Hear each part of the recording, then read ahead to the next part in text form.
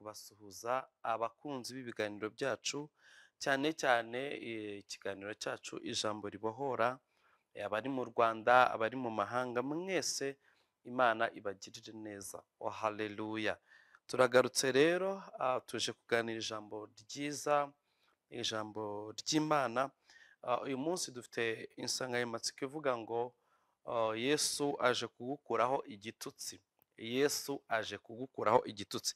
Turareba rero ibyanditswe byera biri muri Luka 6. Turahera ku murongo wa 6 tugeze ku murongo wa 11.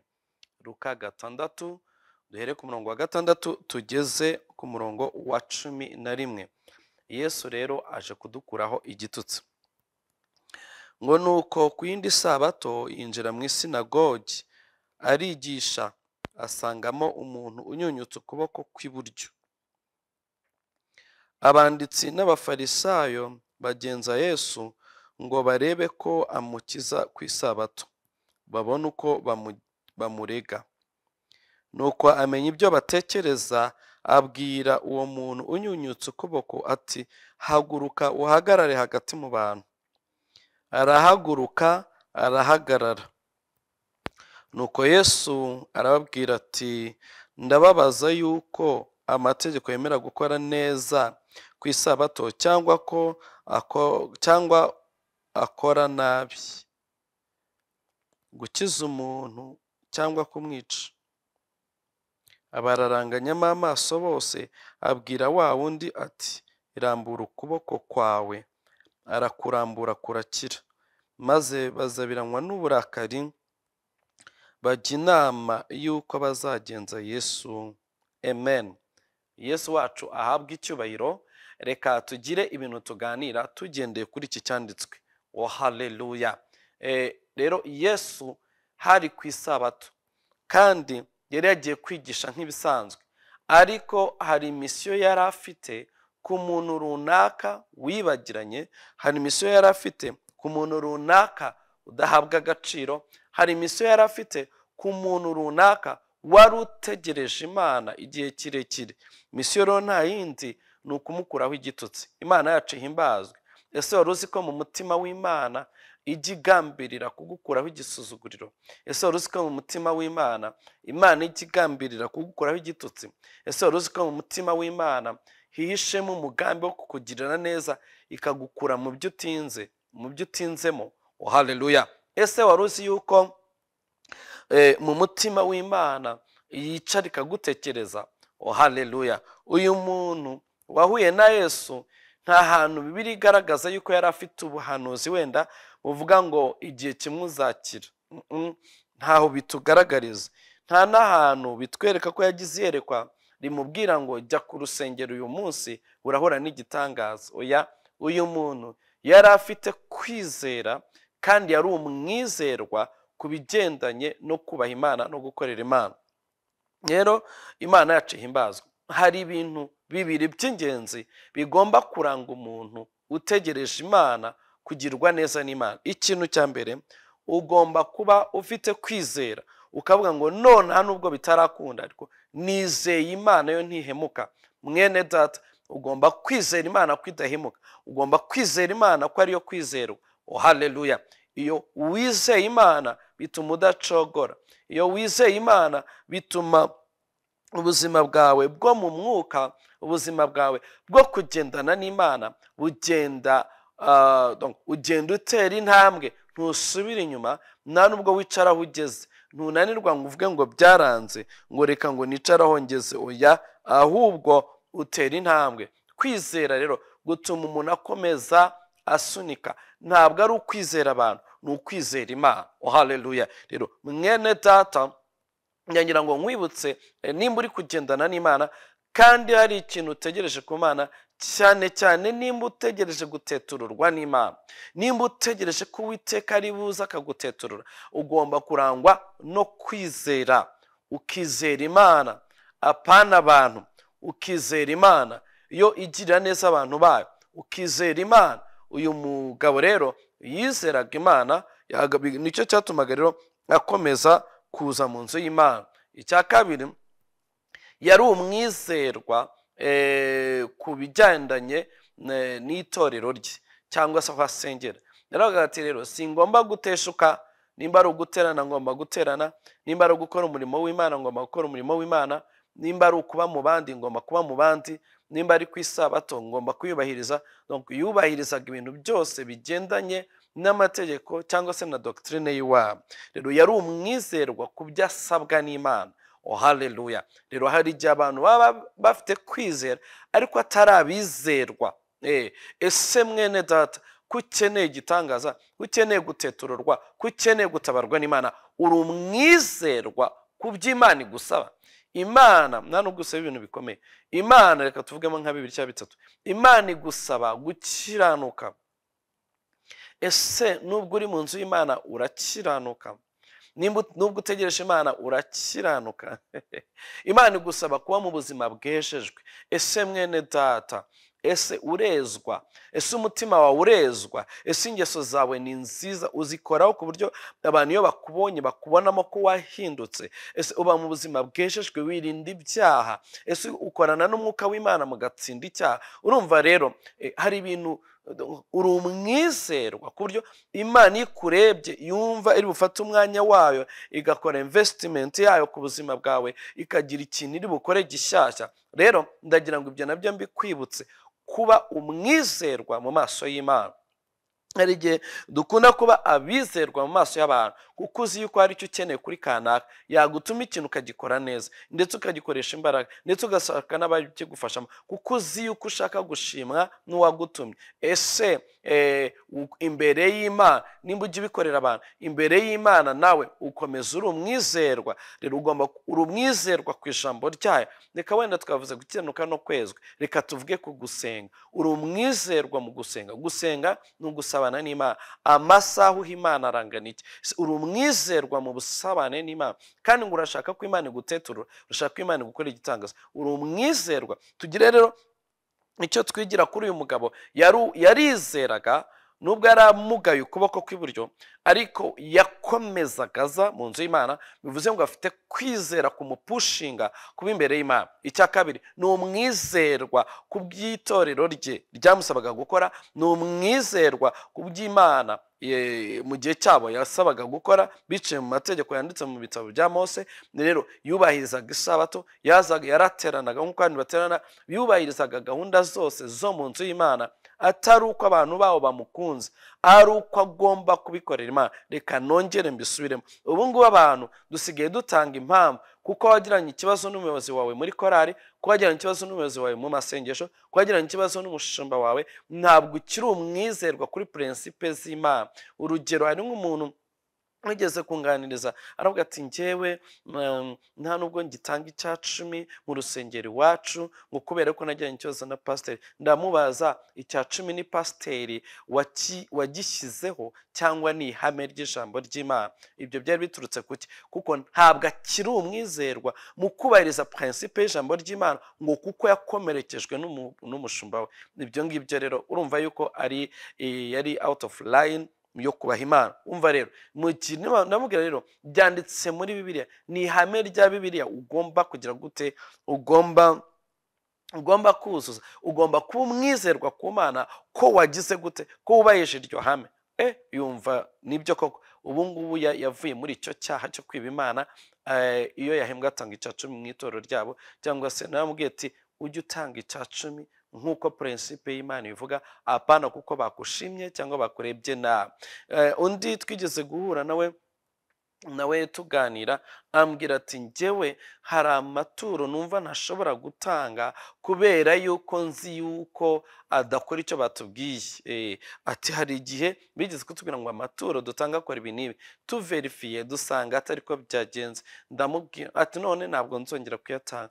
Sinzi ni nka contribution babasabaga gukora, none icyo bayibabwiriye ntibaba ari cyo bayikoresha. Barabimenye rero kuva munsi atavuga ati njyewe sinzongera gutanga contribution ari yo yose mu gihe ibyo batubwiye gukora atari byo bikoresha. Ndamubwira ntese ni ukubera iki? Ngo baradukomekeje, ngo baratubeshya, ngo umuntu azajya kuri ibyo ashoboye. Ndamubwira ugomba kuba umwizerwa kuri principe z'Imana. Ese principe z'Imana haranditse ko ugomba kuzana ituro mu nzu y'Imana, haranditse yuko wenda ugomba gutanga contribution abantu nibubaka inzu y'Imana, nimugira igikorwa cyo kubaka n'urugero ko ugomba gushyiraho contribution yo kubaka. Ese haranditse yuko ugomba gufasha umukene, hari contribution yo gufasha umukene. Nimba bavuze ngo turefasha abakene, tujye gukusanya inkunga, utanga ugendanye n'icyo baranshije mu kirere, kuko ijambo barekwe niryo ubibira, ntabwo bibi uzasubira gukontorora. Rero ni iryo jambo barekwe niryo Imana yandika mu gitabo, hanyuma n'abatanze bagatanga bakontributinga kuri rya jambo wenda ubishinzwe yavuze. Niba biyobya bo bazahanwa n'Imana nk'abantu bakoze detournement, ariko ntibizakubuze kuba umwizerwa wo contributinga gutanga contribution ku gikorwa runaka cy'Imana. Hari abandi batagitanga ituro ry'ishimwe, haleluya, ngo abantu ngo barankomerekeje, ngo banjye amafaranga, umuntu akagusengera, akaguhesha umugisha, akaguha inyigisho ikubohora, akaguha inyigisho ikubaka, ukumva iyo nyigisho ntiwayibibira, ntiwayitangira ituro ry'ishimwe, kuko hari umuntu mwahuye akakweskoroka. Ese ubweskoro bwa wa wundi bwakweho principe y'Imana ko byanditse muri Bibiliya? No, ugomba rero kuba umwizerwa ku by'Imana isaba. Nari mfashe utuntu dutoya kandi abantu wenda bagenda bagwamo tw'udukosa batazi yuko bumva birengera, ariko mu by'ukuri bakoze amafuti, kuko bagomba kuba abizerwa ku by'Imana idusaba gukora. Rero ntabwo tuba bizerwa ku by'Imana idusaba gukora kubera yuko kanaka yatunejeje. Tugomba kubaha principe y'Imana, tukayubahiriza, tukayisohoza. Uyu mugabo rero nubwo yari ikimuga, nubwo yari ikirema cy'ukuboko kw'iburyo, yaranyunyutse ukuboko, ariko yakomezaga akaza kubahiriza isabato nk'uko byanditse. Ubwo nimba baraturaga yaraturaga nk'uko byanditse, nimba agomba guterana n'abandi yarateranaga nk'uko byanditse. Rero nubwo yizeraga, haleluya, ariko kandi yari n'umwizerwa ku by'Imana rero idusaba gukora. Niyo mpamvu nkubwira ngo mwene data uwizere ariko ube n'umwizerwa. Abantu benshi Satani yagiye bashyiramo utunyoma twinshi, hari amaprincipe matacyubahiriza. Nigeze rimwe kubwira abantu no mu itorero nayoboraga, ndababwira ati rero ni gute, nk'urugero Bibiliya itubwira gufasha umukene, ni gute uhaha ukarya n'abana bawe no mu rugo rwawe ukwezi kose mukarya mukagubwa neza, nuvuge ngo muri budget yanjye y'ukwezi byibura hari umukene nzagirira neza. Kandi biravuga ngo ufashe umukene yabagurisha Uwiteka. Birekavuga ngo nyanyagiza imbuto yawe hirya no hino, ntuzijye uzasarurira, kandi nujya gusarura byinshi. Rero urumva hari amaprincipe tutabaho abizerwa n'ibindi byinshi. Sicyo nshaka kuvuga, njye nashakaga kongera kugaruka ko iyo umuntu akeneye igitangaza cy'Imana, hari dusigaye twirebaho cyane, tugahamagara Imana, dukeneye kudukorera iki, turashaka n'ibitangaza ibintu nibyo pe, ayo masenshoni. Ariko se muri principe z'ubumana, oh my dear, urumva ukizera kandi uri n'umwizerwa kuri principe biblique. Imana yacu dufashe cyane, sibyo nshaka gutindaho. Uyu mugabo rero nubwo yizeraga kandi akaba ari umwizerwa, haleluya, ibyo byamufashije guhura n'igitangaza cye. Nta buhanuzi bugaragara yuko wenda Imana yamutumyeho umuntu ngo ujye guterana ngo urahura n'igitangaza cyawe. Nta yerekwa hano batubwira yagize, nta nzozi yarose, ntabwo batubwiye ngo niyumvisemo ngo umwuka anyobora. Yabaye umwizerwa kwa tendinga amateraniro yo ku isabato iwabo. Abo mwizerwa yubahiriza principe yo kubahiriza isabato cyangwa se kujya mu materaniro, arayubahiriza. Akimara kwibariza niwe rero yahuye n'igitangaza. Haleluya. Ndakwibutsa ko nimba ushaka Imana igutetura, nimba ushaka Imana igukuraho igitutsi, urangwe no kwizera kandi ube umwizerwa ku by'Imana igusaba gukora. Imana yacu rero itugire neza. Icyo ni uruhare rwawe, uruhare rw'Imana narwo rero reka tururebe. Haleluya. Kuko dukunze kumva Imana yadukorera ibintu tukumva igomba kubahiriza responsibility zayo, ariko twebwe ntitugire effort yo kubahiriza responsibility zacu mu bumana no mu bwami bw'Imana. Imana yacu tugirire neza.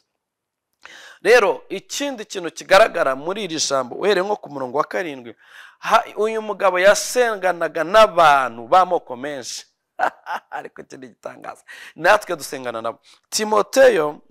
Timoteyo yabise abantu ab'iki gihe. Uyu mugabo community cyangwa se church ye yari irimo abantu benshi twakwita ab'iki gihe. Ese nawe wari wahura n'umukristo uri muri iyo groupe yitwa ab'iki gihe? Imana igutabare igukize ab'iki gihe, nawe kandi Imana igukize kuba uw'iki gihe. Imana yacu tugirire neza. Ngo abanditsi n'abafarisayo rero bari bamuzi yuko afite ubumuga, bari bamuzi yuko asenze igihe kirekire, bari bazi aho yicara wenda I don't know, kandi bari bazi ikibazo afite.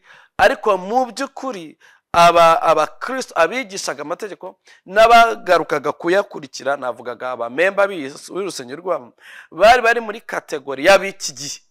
Haleluya. Ab'iki gihe rero uno mugabo yari yahuye n'akaga. Yesu rero aza kwigisha mu rusengero rurimo abakristo twakwita ngo ab'iki gihe, rurimo abayoboke, reka tuvuge abayoboke, rurimo abayoboke cyangwa members, abanyamuryango twita ab'iki gihe, babarizwa kuri level y'abantu twita ab'iki gihe. Ab'iki gihe mu bantu rero mu twe kwita ab'iki gihe, reka turebe uburyo Paulo yabavuze muri Timoteyo wa 2 ibice 3. Haleluya. Ibice 3 Paulo yabwiye Timoteyo avuga ngo umenye ko mu minsi imperuka hazaza ibihe birushya, ngo kuko abantu bazaba bikunda. Mu bantu rero twakwita ab'iki gihe uzahuramo abantu bikunda cyane. Mu nsengero zacu barimo, mu magroupe de prière aho dusengera barimo, mu bahanuzi duhura nabo barimo, mu bashumba barimo, mu nzego zose, mu bantu bo mu mubiri wa Kristo barimo, harimo abantu b'iki gihe. Uyu rero Paulo avuga ati uzahura n'abantu bikunda. Hari abantu bikunda gusa bashaka inyungu zabo, bashaka icyubahiro cyabo, bashaka inyungu zabo, bashaka kugaragara bo ubwabo. Abo bantu baragwiriye, ndetse niyo ushatse gukora haleluya igihesha Imana icyubahiro bashobora no kugukubita hasi, ariko kwikunda n'inyungu zabo bakazisingira. Imana yacu rero tubabarire. Uyu mugabo rero yasenganaga n'abantu bikunda cyane. Bibiliya yavuze ngo abafarisayo ngo bashaka kugukiraho umutego Yesu, bashaka kumutega umutego. Ntabwo bashakaga ko wa muntu akira, barikundaga, bumvaga gukomeza bamubona amugaye ari byo byiza kuri bo. Nimba njyewe ntamugaye se birandebaho iki? I don't care. Urumva bwene aba bantu nabikunda cyane. Hanyuma ngo bakunda impiya kandi birarira bibona. Mu biki gihe we ni benshi cyane.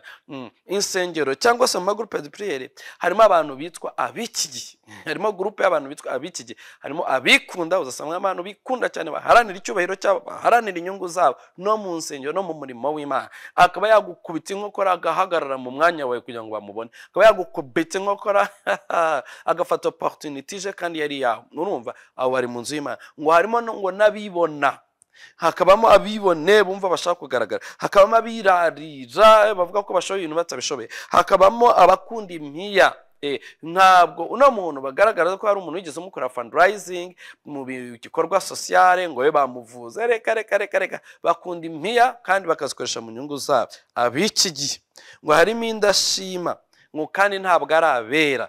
Haleluya. Aba bafarisayo n'abanditse ndetse na groupe y'abantu bayoboraga bari abantu bazi ikibazo cy'umuntu, ariko nta kintu bari barigize bagikoraho kugeza imyaka yose. Ahubwo babona gaterana bakavuga kajori taraje, wenda bamuhimbaga amazina.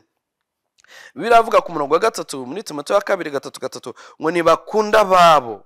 Yesu we, barabesherana, ntabwo birinda, bagira urugomo, ntibakunda ibyiza. Ibaze aba bantu b'iki gihe ntabwo bakunda ibyiza. Harimo abagome bumva bagukorera ubugome, harimo abishushanya pretendinga yuko bagukunda ariko ko banagufitiye umutwaro, ariko urondoye wasanga batagukunda bakubesha. Ntabwo bakunda ibyiza. Uyu muntu bamukijije ku isabato bitwaye icyangombwa suko kirakabona ubuzima, ariko ntibakunda ibyiza, ahubwo barashaka gutega imitego Kristo kugira ngo barebe nguko bamurega. baragambana mu biki gihe bose uzahura nabo uzahura n'umuhanuzi hano narangiza kugambanira, uzahura n'umuntu ukwereka inzira cyangwa ukugira inama usobanuza yerekwa yarangiza akagutega umutego kugira ngo utazaryinjiramo. Hari umuntu uzabwira ibyiza byawe, umva abo bantu turabagwije. Imana igukiza biki gihe. Reka rero twihuse turebe Yesu ukuntu yabigenje. Umurongo wa 5 hano muri Timoteyo 2:3-5 ngo bafite ishusho yo kwera ariko bahakana imbaraga zako. Haleluya. Ngo abameze gutyo uzabatera umugongo. Bafite ishusho yo kwera, abo tubana nabo bafite ishusho yo gukizwa ariko mu by'ukuri imbaraga z'akakiza ntizibarimo, imbaraga zihindura ntazo tubabonamo abiki gihe. Rero Yesu araza yinjira mu ikoraniro ririmo abiki gihe. Harimo ya kategori y'abikunda, harimo abadakunda ibyiza, harimo abagome, harimo abapretendinga ko bagukunda bagusengera, harimo kandi bakubeshya, harimo abishushanya, harimo abumva wakomeza ube uhengamye utyo, harimo abakubwira ko rwose bumvise ikibazo cyawe bakajya kugutaranga. Abiki gihe ngo bafite ishusho kwera ariko nta mbaraga zako zo kwera tubabonamo. Bavuga ko bakijijwe, bavuga ko bamenye Imana, ariko imbaraga z'umucyo wa Kristo zihindura ntabwo tuzibona mu buzima bwabo. Yesu rero yinjira muri iri teraniro, ni uyu mugabo yasengeraga, yari yaje guterana nawe. Haleluya. Ngo Yesu amenye ibyo batekereza, abwira uwo muntu unyunyutse ukuboko ati haguruka uhagarare. Haleluya. Mwene data, ube uwizera kandi ube umwizerwa kuri principe z'Imana. Aho usengera, musengana nabo mu bigeragezo urimo uracamo, komeze wizere kandi umwizerwa. Haleluya. Umenya abo muri kumwe ko ari timu y'abicigiye, ntibazagusha umutima wawe, ntibazagukomeretse, mugire umutima urimo kutababarira, kuri inzika, agahinda n'umubabaro. Ibyo ngibyo ntibizagufate ngo bikuyobore, ahubwo abiki gihe batazakugusha hasi, abiki gihe ntibazagutera umwanya. Haleluya. Imana yacu rero ihimbazwe. Yesu nawe ngo azi ibyo batekereza, we areba mu mitima. Imana usenga izi ibyo batekereza, ntabwo ari wowe kubiruka inyuma cyangwa wo kubishyiramo ngo uvuge ngo nzahora. Imana burya izi ibyo batekereza kandi izi nawe icyo ukeneye. Yesu azi icyo ukeneye kandi azi n'ibyo batekereza, azi ko imitima yabo itagushyigikiye, azi ko imitima yabo itagushakira ibyiza, azi ko imitima yabo idashaka gusohoka muri icyo kibazo. Haleluya. Ariko kandi Yesu azi ko ukeneye igitangaza. Niyo mpamvu uyu muntu Yesu yinjiye muri uru rusengero, yamara kurwinjiramo, haleluya, akabwira wa muntu, umva operasiyo Yesu agiye gukora, ngo haguruka uhagarare mu bantu. Haleluya. Navuze ngo Uwiteka aje kudukuraho igitutsi, Uwiteka aje kudukuraho igitutsi. Nakweretse uko ugomba kwitwara, nakweretse abantu bakuzengurutse. Umva none ngeze kuri Kristo, operasiyo aje gukora. Haleluya. Ikintu cya mbere bw'umugano ngo haguruka, icya kabiri uhagarare bakubone. Haleluya. Kubera iki Yesu yakoze ibi bintu? Yashakaga kumubwira ati ziturwa, va ahantu bakumenyereye. Yashakaga kumuhindurira adresi. Haleluya. Yesu aje kudukuraho igitutsi. Operasiyo ya mbere aje gukora ni uguhindurira adresi. Haleluya. Aje guhindura adresi y'aho wari wicaye, aje guhindura adresi y'ibyo tukumenyereye, aje guhindura adresi y'aho utinze n'ibyo utinzemo. Haguruka aho ngaho. Wenda yarica no aho bashyira ibimuga, kuko kera umuntu yabaga afite ubusembwa ntabwo yivangaga n'abandi. Hari karitsiye y'abantu bafite ubumuga, bafite ubusembwa, urumva. Ariko Yesu aravuga ngo wambuwe ijambo, uricazwa ahantu, uhamaze imyaka. Ngewe navuze ngo haguruka, ngo barahaguruka. Haleluya. Ngisenga cyangwa se nyigisha mwene data, nanjye mpagaze mu izina ryo, navuze ngo haguruka. Imana niguhindura adresi, Imana nigukuzitura aho uziritse, Imana nigukura aho utinze. Haleluya. Yesu abwira umugabo ngo haguruka uhagarare muri aba bantu bakubone. Operasiyo ya mbere ni uguhindura adresi, guhindura adresi, va ku ntebe wari wicayeho, haguruka uhagarara. Ikindi Yesu yashakaga gucalenjinga ibitekerezo by'uyu mugabo, ngo Yesu amubwira ati ntabwo ukiri uwo kwicazwa.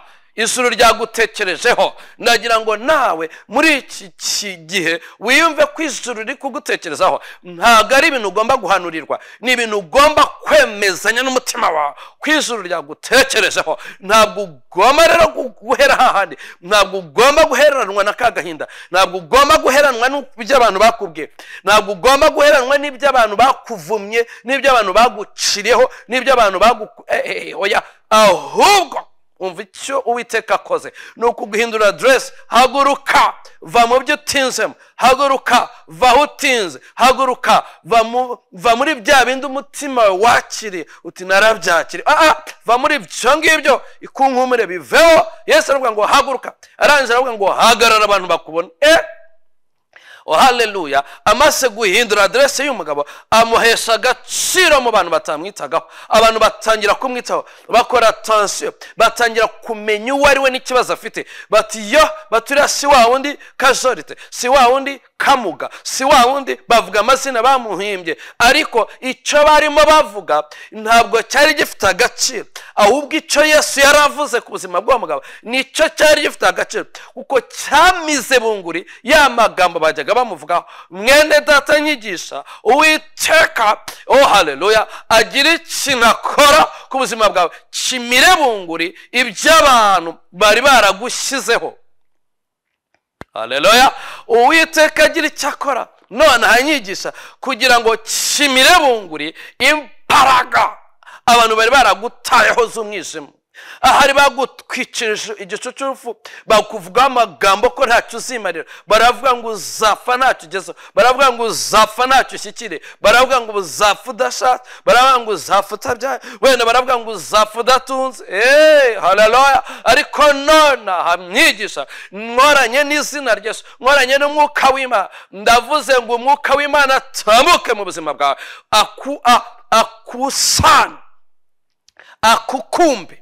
Mwumvise amagambo, akusanye, akukumbe ibyo byose byari byaragushize mu kazitiro, byari byaraguhejeje muri situation runaka. Umwuka w'Imana anyure mu buzima bwawe ari umuriro, abikukumbe, abikusanye, abikubure. Umuriro w'icyubahiro cy'umwuka w'Imana umire bunguri ibyo abantu bari baragutayemo n'akazitiro bari bagushyizemo mu izina rya Yesu. Yesu ati haguruka, hagarara. Umugabo bundi yari amenyere kuza bebera Yesu avuga ati none ibintu byahindutse, haguruka. Umugabo arahaguruka, hagarara. Abantu bose baramwitegereza, ibintu bihindura isura. Uwiteka gukorera ikintu gituma ibintu bihindura isura mu buzima bwawe. Haleluya. Uhari ku murongo rero wa 8. Wa mugabo rero arahaguruka, arahagarara. Nta muntu ushobora gusubizayo igikorwa cy'umwuka wera, nta muntu ushobora gusubizayo igitekerezo cy'ijuru ku buzima bwawe, nta muntu ushobora gusubizayo ijambo Yesu yavuze. Haleluya. Nanjye rero nkoranye na Kristo ndavuze ngo haguruka mu byo utinze, hagarara. Abibwiraga ko uzakorwa n'isoni babone Imana iguhaye ikindi cyohero, babone Imana iguhaye irindi jambo. Haleluya. Yesu rero mu kumuhagarika mu bantu yaramusubije ijambo. Yaramusubije ijambo, amusubije ijambo, aravuga ati haguruka, hagarara. Amusubije ijambo. Ikindi arangije akuraho itegeko ryamugongaga, arabaza ngo mbese biremewe ko nakora ikiza ku isabato? Ese biremewe ko nagira umuntu neza ku isabato? Abantu kuko ari ya groupe y'abiki gihe badashaka ibyiza, ari abagambanyi, badashaka kubona mwene se yishima, bapretendinga ko bamukunda ariko batamushakira ibyiza. Yesu ngo abanyuzamo ijisho, amenya imitima yabo, amenya ubugome bwabo, amenya kwikunda kwabo, amenya guhemuka kwabo, amenya ko ari abishushanya, amenya ko ari abiki gihe. Arangije abwira wa mugabo ati nona ntabwo nsaba uruhushya ku buzima bwabo, nta nubwo ngendera ku isabato, ngenda umwami w'isabato. Rambura ukuboko kwawe. Ukuboko kw'iburyo kwa wa mugabo kurarambuka, kurakira. Haleluya. Ikindi kintu gikomeye Imana ije gukora ni ugukuraho itegeko rimaze imyaka kandi risa naho ari ukuri. Yesu uwo munsi kuri uwo mugabo amugezeho azirura isabato, amukorera igitangaza. Haleluya. Imana igusange, Imana ikuzirure kandi igusibeho amategeko asa naho ari ukuri, asa naho ari ukuri. Yesu asiba amategeko yagufashe mpiri. Yesu asiba amategeko atuma utabona igitangaza. Yesu asiba amategeko atuma utinjira mu mugisha. Yesu agusibeho amategeko atuma utinjira mu cyo wabwiwe n'Imana. Yesu asiba amategeko aguheza hamwe. Yesu asiba amategeko akuriho atuma abantu babona uruvugiro ku buzima bwawe. Oh haleluya. Icyo kintu nagisubiramo, navuze ngo Yesu asiba amategeko, oh haleluya, atuma abantu bakugiraho ijambo. Haleluya. Yesu azirura isabato kubw'uyu mugabo, arangije amukorera igitangaza. Icya kabiri yakoze, aramubwira ati rambura ukuboko kwawe. Ukuboko kwe kurarambye, amukuraho ubumuga. Uwiteka agukureho ubumuga bwatumaga ugira igitutsi mu bawe. Wenda uyu mugabo yaranyunyutse ukuboko kw'iburyo, bwari ubumuga bw'umubiri. Wenda ufite n'ubumuga mu mufuka, wenda ufite ubumuga muri konti, wenda ufite ubumuga mu magambo, wenda ufite ubumuga mu myambarire, wenda ufite ubumuga. Yesu we, Imana yinjire mu buzima bwawe muri detail, igukiza ubumuga butuma ibiciro ry'imigani. Yesu agukureho ku biciro ry'imigani mu bantu. Abantu iyo bicaye barakuvuga, bakavuga ko ukennye, bakavuga ko urya ku ideni, bakavuga ko usaba abantu kugira ngo ubeho, bakavuga ko utize, bakavuga yuko hari icyo udashoboye, bakavuga ko utagira ikibanza, utagira inzu yo kuba, bakavuga oh haleluya. Muri aka kanya nkigisha, Uwiteka Imana nyiribihe byose azirura izina ryawe, agukureho ubumuga, akorane n'ukuboko kwawe kw'iburyo kongere kugira ububasha n'ubushobozi bwo gukora. Icya kane, oh haleluya, agukize kuba iciro ry'imigani mu bandi. Yesu agukureho igitutsi, Yesu yemeze ikoraniro uteraniramo. Yesu yemeze ikoraniro uturanye naryo. Yesu yemeze ikoraniro ry'abaguseka. Yesu yemeze ikoraniro ry'abafite impamvu bahagararaho yo kukuvuga no kujajwa ibyawe. Navuze ngo hisenga, Yesu agukureho igitutsi, agukureho ubumuga. Aho wamugaye hashobora kuba ari mu mubiri, Yesu agukize. Hashobora kuba ari muri finance, Yesu yinjize mu kuboko kwe. Hashobora kuba ari mu maherekwa, hashobora kuba ari mu buryo ubayeho, mu buryo sociale ubaye n'abantu. Yesu yinjira muri detail mu buzima bwawe, agukize ubumuga, agukize ku biciro ry'imigani mwene data, mu izina rya Yesu. Oh Yesu aravuga ngo haguruka, hagarara, akurikiza kuvuga ngo ese biremewe yuko namukoreye igitangaza? Abarebye abona ni ikipe y'abiki gihe, arangije ahita azirura isabato, ahita amukorera igitangaza. Uwiteka aguseho amategeko nabivuze, agukorera igitangaza, agukiza ubumuga, agusubiza ijambo mu bantu, agukureho ku biciro ry'imigani, agusibeho icyapa kimaze igihe kikuranga kigatuma abantu bakunena. Umvise ibyo mvuze? Navuze ngo muri iki gihe, haleluya, nkivugira ijambo, ndakurekuraho ijambo rya gihanuzi. Ndavuze ngo mu izina rya Yesu agukureho icyapa kimaze igihe kikuranga, oh haleluya, kigatuma abantu bakunena, kigatuma abantu batakwiteza ahubwo bakakuryarya. Uwiteka aguha ijambo hagati y'indyarya, Uwiteka aguha ijambo hagati y'incakura, Uwiteka aguha ijambo hagati y'ab'iki gihe bapretendinga ko bagufitiye umutima mwiza, ariko mu mitima yabo batagushakira icyiza. Bibiliya yatubwiye ngo mwene aba bantu ngo bafite ishusho yo kwera, ngo ariko ntabwo imbaraga zo kwera tuzibabonamo. Bafite ishusho yaho bagukunda, ariko muri bo nta rukundo rurimo, ntibashaka kubona icyiza. Yesu aguha ijambo hagati yawe, agukureho icyapa kikumaze igihe kikuranga, kigatuma abantu bakunena, kigatuma abantu batakwiteza. Dufite terime ivuga ngo sinamwiteza. Iryo jambo Uwiteka risibe ku buzima bwawe. Uwiteka aguha ijambo, Uwiteka aguha icyubahiro mu bantu hahandi wumvaga baragukandagire, Uwiteka aguhera ijambo mu izina rya Yesu. Haleluya. Nsoza rero, reka nsoreze hano. Mwene data, Imana ikugirire neza.